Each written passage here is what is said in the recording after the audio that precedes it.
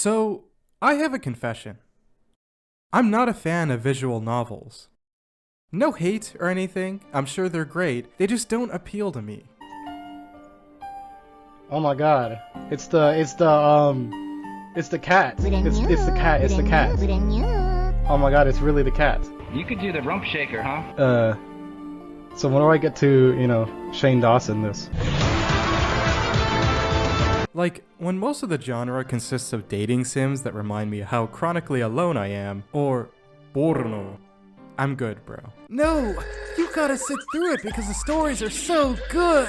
Alright, bet. Let me dedicate 90 hours of my life to just reading. What do you think I am, a nerd? Yeah. Now, I'm not making this entire video just to bash a genre of video games. No, in fact, I'm here to preach what has become one of my favorite subgenres of all time. Anti-visual novels. These games take the established themes, settings, stories, and above all, cliches, and essentially tear them down to give you a truly unpredictable experience. Most of these games are actually horror games, but instead of careful item management or skillful hiding from enemies, you experience it through the unique medium of visual novels. Hey, I'm V, and this is the wild world of anti-visual novels.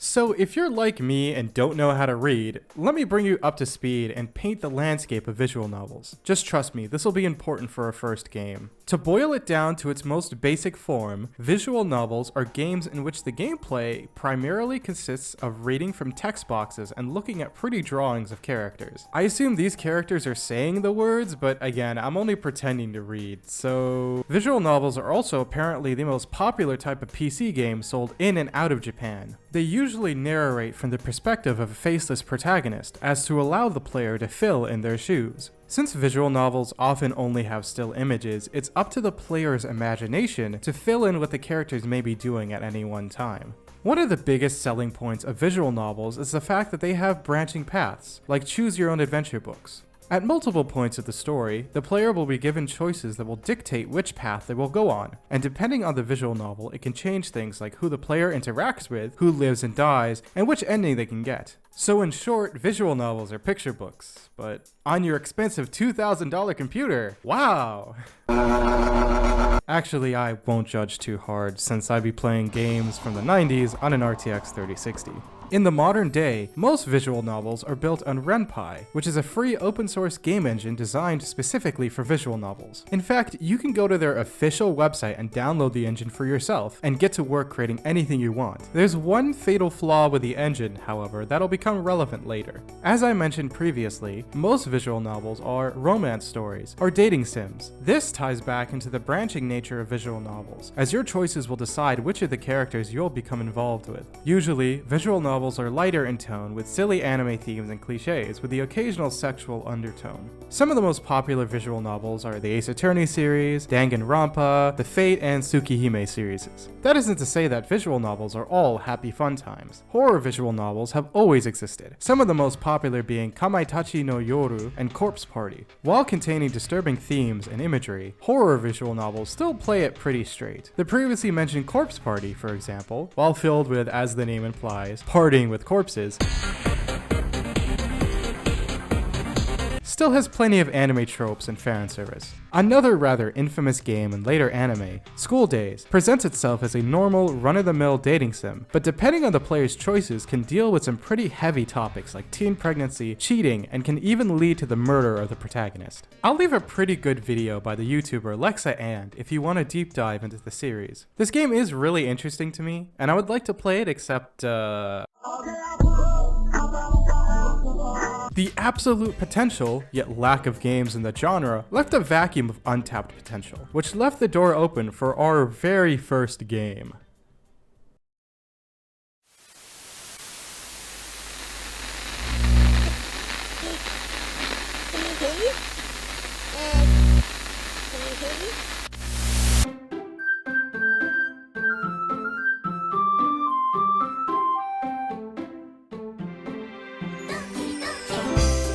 Okay, so you've probably already heard of or played this game before, especially if you're around on the internet in 2017 to 2018. If you're one of the people who still hasn't played it or seen anything about it, then stop this video.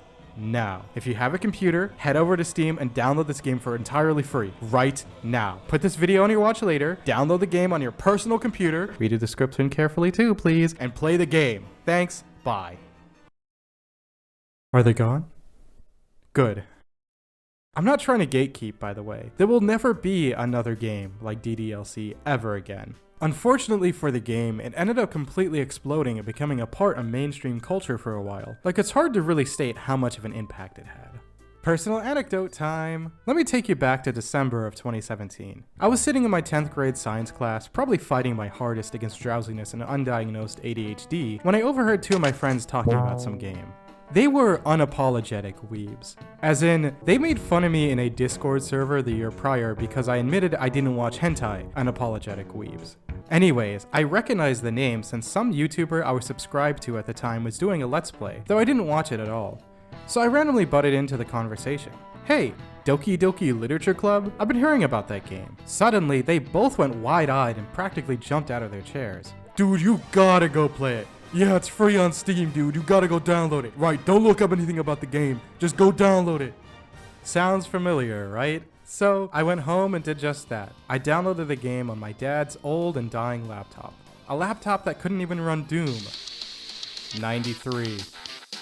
We start with a very upbeat menu screen, and it's not long before we name ourselves and jump into the game. We're introduced to our very first character, Sayori. She's this clumsy, rather goofy young girl and the protagonist's childhood friend. We learn our protagonist is mostly a loner who stays indoors all day, occupying himself with games and anime. What a loser, am I right, fellas?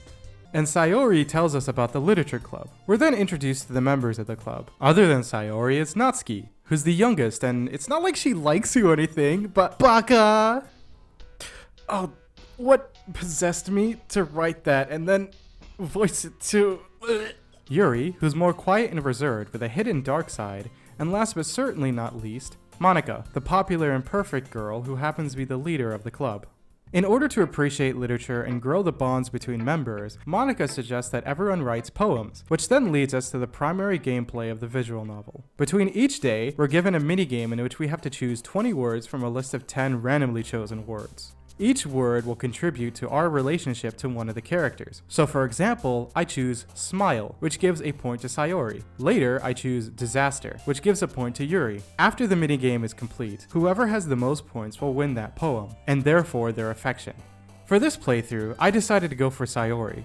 Why, you may ask? No reason in particular. Each day unfolds with a generic scene involving all of the club members, before showing a unique CG involving the protagonist and the winner of the poem minigame, just dripping in sexual tension. Drowning in sexual tension? We're thrust into a scene with sexual tension? God, I really gotta get out of the house more, I'm sorry. Anyways, each of the girls have a preset poem that they'll always show us, all of which contain a greater meaning than what may appear on the surface. The game starts to ramp up towards an upcoming festival, in which each of the club members will read one of their poems. Things get a bit more blatant with the girl of our choice, and we continue on the same routine as yesterday. Regardless of your choice, things will get a bit strange with Sayori, with her poem being a little concerning, though I'm only saying that now with the knowledge of what happens later. On our routine walk with Sayori, she'll ask a rather odd question. If we were given the chance, would we walk home with someone else?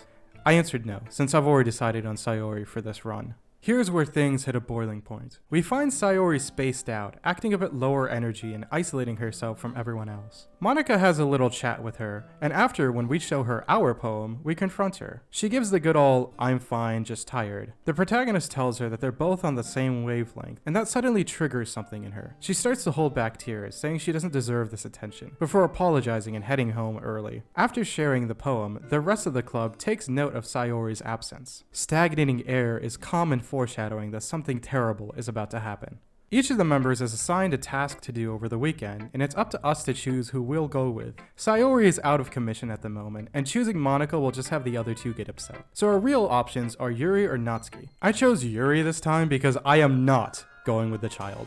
Unlike some YouTubers, you cannot entice me to spend time with a minor using cupcakes. Regardless, Besides a unique scenario with your choice, things will result in the same ending. It skips to Sunday, and the protagonist decides to visit Sayori since there hasn't been any contact between the two. Sayori finally explains that she suffers from depression. Now, I want to pause here and just compliment the game on how accurately it portrays depression. Sayori has this sort of complex where she has to punish herself. She hates when people worry about her because she sees herself as deserving her suffering. She puts on a front of being happy and cheerful because if she fools herself, people won't think anything is wrong. In her mind, if people worry about her, they're inconveniencing themselves, and again, she doesn't want to cause harm or negativity to her friends. I'm probably just biased in saying this was realistic since this is how it affected me too. One of the reasons this game shook me to my core when I first played it is because it was like looking into a mirror. When I was doing that analysis of her behavior and thought processes, I had to step away and reevaluate because I realized that I started talking about my younger self and not the character. That behavior of fighting back tears with a forced smile so that people don't worry about you was such a she's just like me for real moment that it hurt. It was only after I became an adult that I learned that it's okay to not be okay, and that it's okay to ask for help from the people around you. If you're struggling with your mental health and you're watching this video, I'll say it again. It's okay to not be okay. And it's okay to ask for help. And I hope that you can take that with you. Especially you, the girl watching this video. Sorry, was that an appropriate joke? Probably not, but I guess I'll never get over my habit of diffusing negative feelings with humor. The scene ends with the protagonist giving her a hug and heading out to his date with the chosen character. I'm skipping through it, blah blah blah, sexual tension, and weirdly enough, finger sucking? Yeah, no matter who you choose, your finger will go into her mouth. I don't know, is this common in visual novels? Maybe it's a really intimate thing or something? I wouldn't know, I've never spoken to a woman before. After you finish your task together, you'll walk out of the house, only to be greeted by Sayori. She's conflicted. She wants everyone to be happy, but deep down she wants to be happy too. She's developed feelings for the protagonist, and she confesses. Here, we're given a very important choice. I chose to confess back to her. She'll give the protagonist a hug, but she can't help but feel bad. It's not like his love is some magical spell that'll make everything go away. But he also says some pretty nasty stuff like, I know what's best for you, which can be super invalidating. I mean, he is just a high school kid, not a trained mental health professional. They both agree to meet at the festival tomorrow.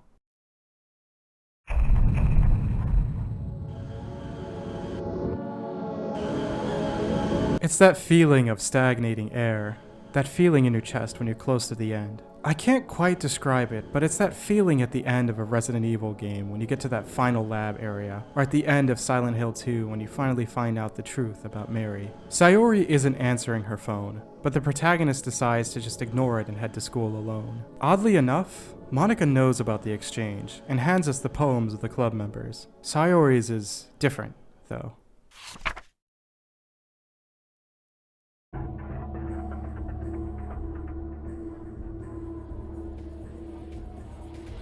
We leave the school, running through the streets with self-doubt and regret echoing through our head. We make it to her house, and this is where the game transcends from a mid-melodramatic dating sim to one of the best horror experiences of all time.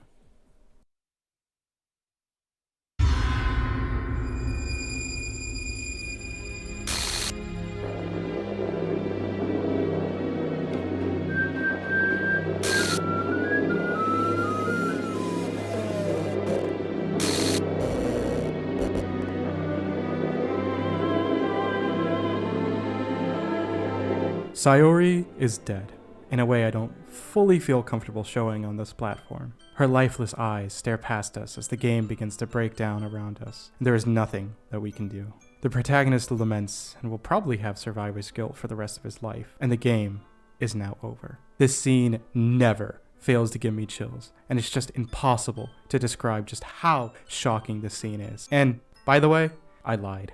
And thus, the first act concludes, and we begin Act 2.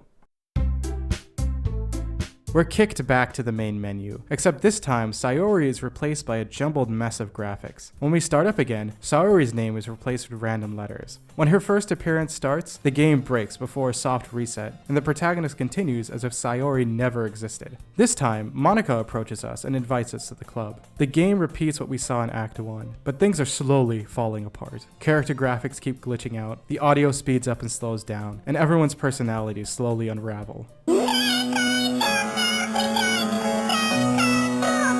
everything is just a mess. This is a super subtle and effective way of doing horror. You're on edge the entire time, and just when you begin getting comfortable, the game will pull something else out to scare you. It's even to the point where I couldn't figure out what was intentional or not. Okay. This is actually kind of creepy. I forgot what happens in this game. Did it just freeze? Hello? Oh! Why did it beep at me? What? We keep writing poems for our chosen girl, with things getting more and more broken. What was a rather lighthearted argument between Yuri and Natsuki in Act 1 devolves into utter personal attacks and gut punches, and things build up more and more until... Yeah, I had my first game crash here. And no, this wasn't intentional. In fact, when I started up the game again, I had yet another crash almost back to back, which certainly never happened back in the day. This game is getting old and isn't really supported anymore, and I was playing off an SSD up until this point. I moved the game over to a hard drive and had zero issues after that, so if you're having any crashes, try that instead. There's some hints of something weird going on with Monica, since she keeps brushing all of the weird things under the rug. It's almost like she's not only unaffected, but aware. This time around, Yuri is the one with some things off about her. Fun fact, if you keep trying to romance Natsuki, you'll get one of my favorite scenes in the game, and the perfect example of how well the game handles horror.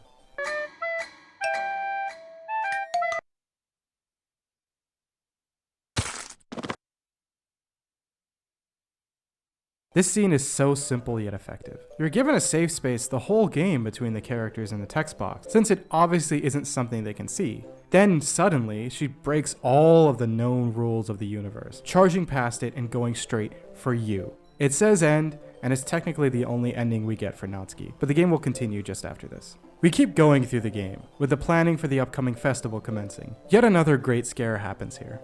After reading Yuri's poem, she's right in our face with hyper-realistic eyes, like this is a bad creepypasta from the early 2010s, but actually scary. When we're given the choice of who to spend the weekend with, the game will actually force your mouse cursor down towards Monica. There is no other option. Yuri snaps at Natsuki, and Monica just pushes her out of the room with a smile on her face, almost like she knows what'll happen next. Yuri confesses to us, slowly getting more and more deranged with her obsession of us, and she'll finish by asking if we reciprocate her feelings. Regardless of our choice, she'll suddenly pull out a knife and do something really bad to herself that you should not copy at home. It's only a few moments before she collapses to the ground. Yet another woman dead before our eyes, and there is nothing we can do.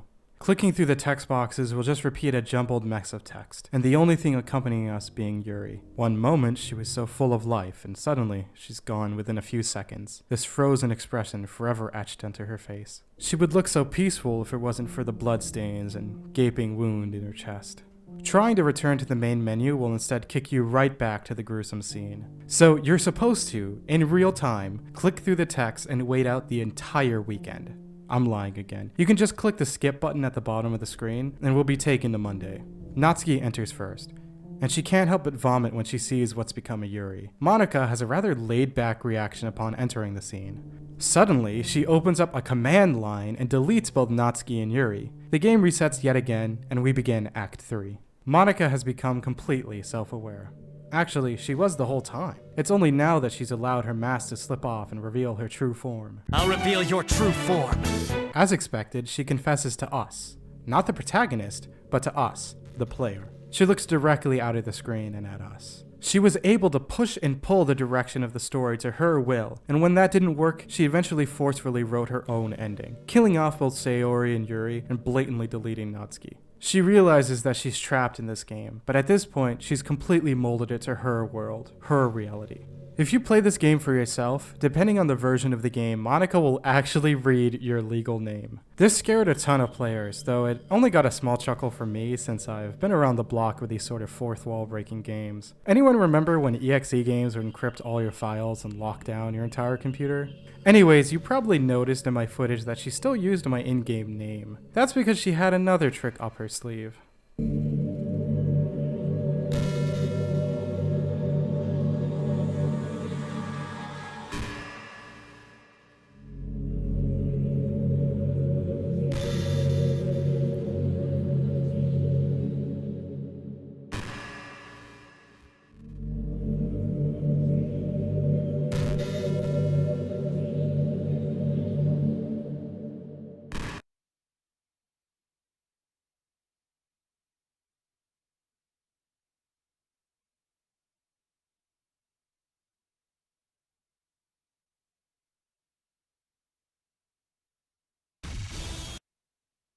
Yeah, the game actually detects if you have recording software open, and it's to not dox you in front of a live audience. She instead does a special jump scare. A pretty lame one, to be honest. Eventually, she'll just go on and on about whatever comes to her mind, and she'll continue to do so for all of eternity. But there is something she mentioned, something that sticks out. And you wouldn't believe how easy it was to delete Natsuki and Yuri. I mean, there's a folder called characters right in the game directory. Kind of freaked me out how easy it was. Well, you're playing on Steam, so it'd actually be more difficult. To get to the game directory, I had to go into the game's properties and find the Browse Local Files button. Imagine if you could delete your own existence with a click of a button. Huh.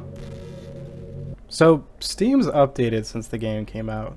Right click, properties, then you go to installed files, then browse. There's the characters folder. Right there. And there she is.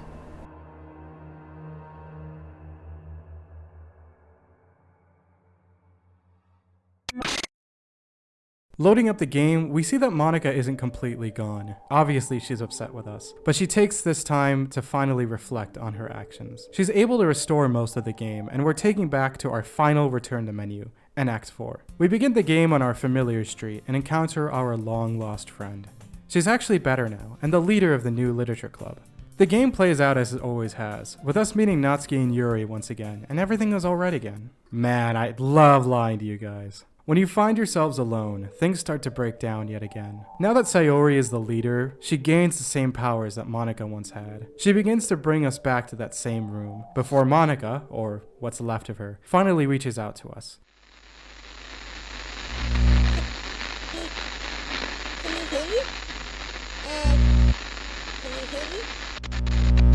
Can you hear me? Hi, it's me.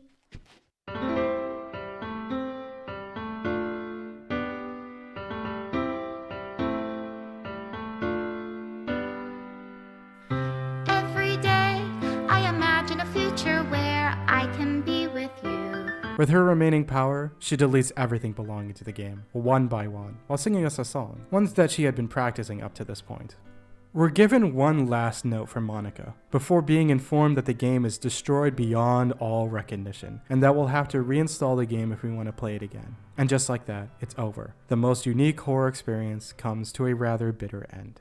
Yeah, you already know I'm lying to you. During Act 1, if you unlock every single CG by going down each character's path, which can only be done through careful saving and loading since the game deletes your progress at the start of every act, things will be different upon entering Act 4. Instead of a selfish command of power, Sayori gains consciousness of her actions with all of the club members. Instead, she's appreciative towards you and for all the time you spent, and outright thanks you for playing the game. Everything still gets deleted during the credits sequence, but this time, instead of a note from Monika, you'll actually get a handwritten letter from the director of the game, Dan Salvato. Overall, regardless of which ending you choose, there is nothing more to the game.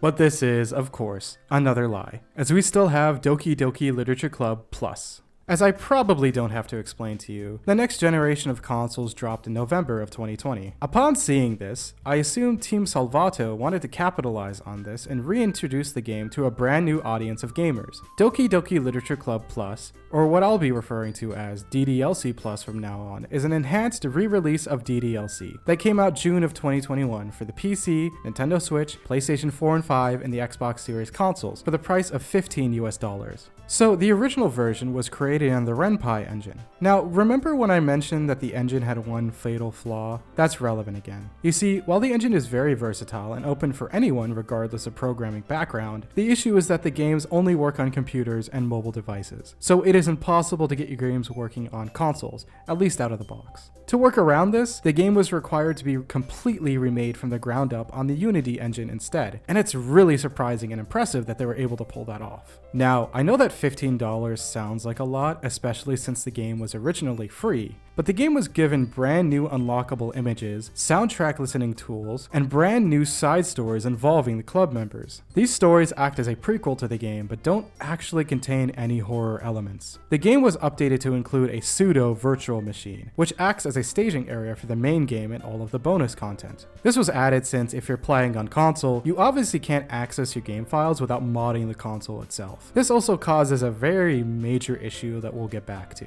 All of the graphics were updated into full HD to account for the fact that most PS5 and Xbox Series players will be playing on big TVs instead of smaller computer monitors. I'm pretty sure all of the assets have been redrawn or taken from their original sources. At least I hope they didn't just, throw it into an AI upscaler and had almost zero effort into remastering it. Can you imagine a company re-releasing a beloved game and instead of properly preserving it, just threw everything into an AI upscaler and called it a day? Wouldn't that be horrible? Other than the facelift, the main game is completely untouched. And this leads me into the biggest issue with DDLC as a whole, the lack of replayability. Sure, Act 1 has 3 different paths depending on the club member you choose, but the horror elements completely lose all their weight on subsequent replays. If you know exactly when every scare is going to happen, you're able to anticipate it and you end up having no reaction to it. DDLC Plus, in my opinion, was a huge letdown and pretty unnecessary if you have a computer. Not everyone has a PC though, so I do appreciate console players being given a chance to play the game. But all of the added elements feel rather surface level, like some of the unlockable images are just repackaged from other sources, and you could easily find them online. The soundtrack player absolutely sucks. If you want to listen to music, you have to load up the game, go to settings, and then play the music. Purchasing the game doesn't suddenly grant you access to the full soundtrack for use on other devices. In fact, it's sold separately on Steam, so it's just pointless. The extra scenarios are good, from what I've heard, but they contain zero horror elements whatsoever, and instead mostly play it straight as a normal visual novel. The virtual machine aspect was such a good idea that they did nothing with.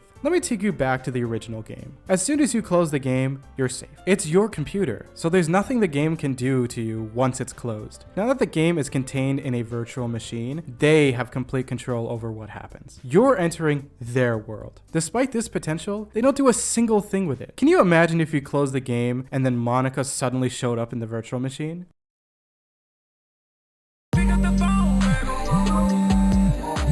Or maybe it could randomly glitch out or something, literally anything. But no, nothing happens. Overall, in my opinion, DDLC Plus just isn't worth it. The barrier of entry is much higher than the original game, since there all you needed was a mouse, keyboard, and internet connection. Here, you'll need an expensive console and $15. The likelihood that you don't have any sort of computer but a PS5 or Xbox is pretty low. I mean, if anything, a mobile phone port probably would have been the best option for brand new fans, since the likelihood someone could have a smartphone and not a computer is much higher. Overall, I would only recommend DDLC Plus after the main game, and only if you really like the characters. If you're like me and gravitate more towards the horror elements, I would suggest looking elsewhere. Now, while most anti-visual novels are either straight up horror games or have horror elements, these next few games are probably the furthest from horror you could get.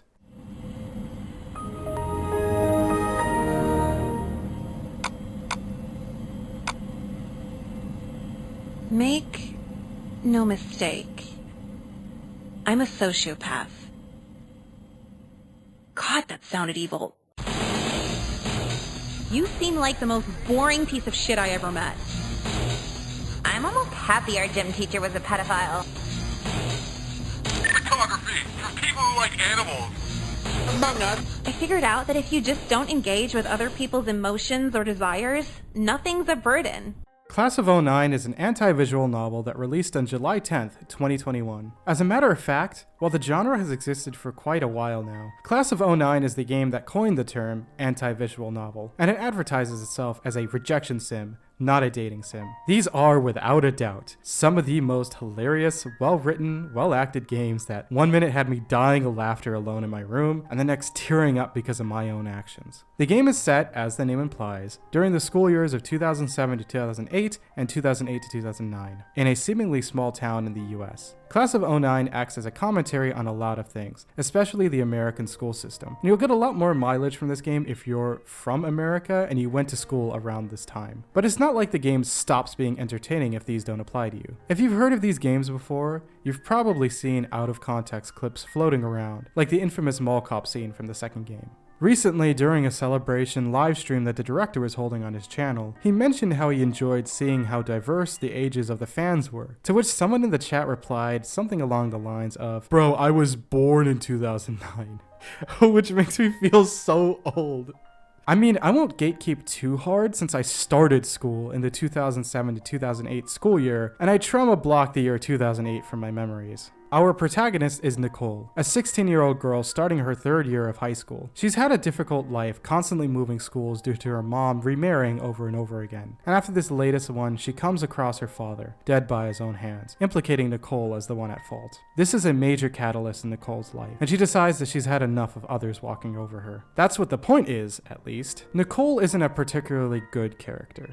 Not that she isn't written well, far from it. She's a horrible person, but you end up rooting for her in the end because everyone else around her is somehow even worse. Every man in this game is a murderer, rapist, racist, pedophile, or some combination of the four. I don't think anyone in their right mind would be on the side of, say, the gym teacher, for example. The game features 15 endings, all of them having pretty bad outcomes ranging from the best being definitely not ready to live out in the world as an adult, to the worst being literally dead. The way to get to the objectively best endings is essentially to live as a girl boss. Don't worry about the emotions of others, no, because they'll just end up using you in the end. Use other people before they get a chance to use you, and you'll end up surviving. I didn't do this on my first playthroughs, which resulted in me getting endings that were genuinely heartbreaking, and I ended up almost crying for them, which is not at all what I was expecting from this trashy anti-visual novel. I won't spoil it since you really just have to experience it for yourself, but all I'll say is, if you know, you know. There's also, of course, the next game in the series, the Re-Up. It's not a sequel, it's not a remaster, it's the Re-Up. While the first game takes place during the 3rd and 4th years, this game takes place solely during Nicole's 4th year of high school. It's kind of a Schrodinger's cat situation in regard to the events of the first game, in the sense that you assume that Nicole is on none of the paths from that game, unless an event is explicitly mentioned. The first game focuses mostly on the male characters and Nicole's interactions with them, while the Re-Up gives more depth to the female cast of the game, which is what I really like. It's hard to explain, but it feels like all of the actors or the writer himself were more comfortable with the characters, and they're able to fluidly interact with each other. Nicole is much more sociopathic this time around, which ends up being even more funny than the first game. The number of endings were cut down by more than half, from 15 to 7. However, the first game suffered from the typical visual novel issue of repeating certain content on paths in order to reach a different ending. The Re-Up instead follows a more linear path, with each choice usually railroading you towards an ending. I could see some people getting irritated by this, but in my eyes, this just helps the game be a more cohesive experience, and it makes it play more like a radio drama than a choose-your-own-adventure game, if that makes sense.